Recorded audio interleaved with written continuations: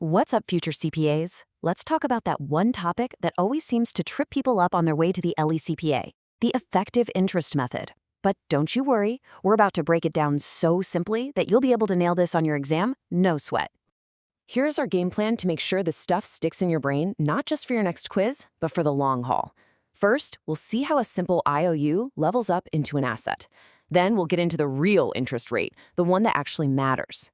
After that, we'll crunch the numbers, track the balance over time, and wrap it all up with a super fast bullet review. Let's do this.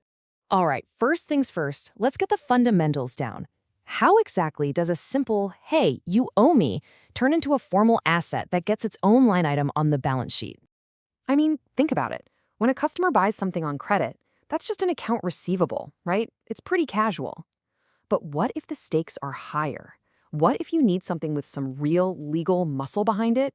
Well, it all comes down to one crucial piece of paper that changes everything. So let's break it down. On one hand, you have your accounts receivable. Super informal, short-term, pretty standard. But a notes receivable, that's a whole different beast. It's built on a formal promissory note, which is a fancy way of saying it's a legally binding contract. It's usually for a lot longer, and here's the most important part for us, it always has interest involved. Okay, let's get to the absolute core of this topic. This is the part that tricks so many people.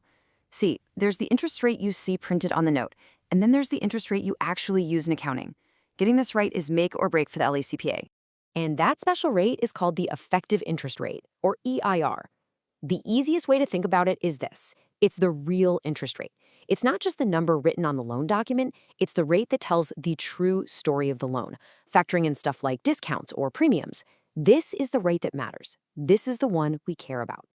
And hey, don't just take my word for it. This comes straight from the accounting Bible itself, IFRS 9. The official definition sounds complicated, but all it's really saying is that the EIR is the one magic rate that makes all the future cash payments perfectly match the note's value today. It's the key that makes the whole puzzle fit together. All right, enough with the theory. Let's get our hands dirty and actually run the numbers. We're about to look at the single most important calculation you will ever need for this topic.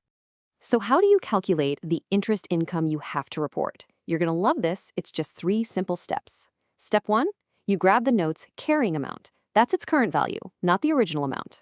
Step 2, you multiply it by that effective interest rate we just talked about. And step 3, that's it.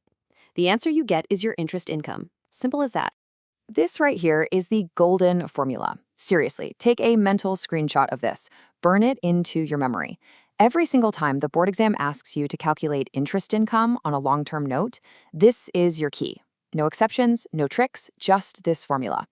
So we have the formula, but how does this actually work over, say, a few years? We can see the whole story unfold using one super useful tool, the amortization schedule. Check this table out. It makes perfect sense. You start the year with a certain carrying amount. Then you use our golden formula to calculate the interest income. Next, you subtract the actual cash that was paid, and boom, that gives you the new ending carrying amount. And the best part? That just becomes your starting point for the next year. It's a clean, logical cycle. Okay, we've gone through the theory, we've done the math. Now, let's boil it all down into your ultimate cheat sheet for exam day. This is the stuff you absolutely have to know to pass. These are the non-negotiables. The exam questions are designed to trick you on these points. So remember this. 1. Interest income is always calculated using the effective rate. Period. 2. Your starting point for that calculation is always the current carrying amount. 3. Amortization is just the gap between your calculated interest income and the cash you actually got. And 4. Know how that carrying amount rolls forward. And now for the pro tips to help you avoid those common traps. Hack number 1, the face value. For calculating income, just ignore it. It's almost always there just to distract you. Hack number 2, the stated rate has only one job, to figure out how much cash is changing hands. That's it. Hack 3, the EIR is the main character. It's the one that drives the income you put on your books. And hack 4, get really good at building these amortization tables. It literally shows you the answer step by step. Look, if you followed along and this is making sense, that's a huge win. But a great CPA is always thinking one step ahead. So the question I'll leave you with is this. You've perfected calculating the income, but what if the borrower starts having trouble and might not be able to pay it all back? Well, that takes us to the next level of this topic, credit losses, and impairment. Once you nail that, you're going to be unstoppable. Keep up the amazing work.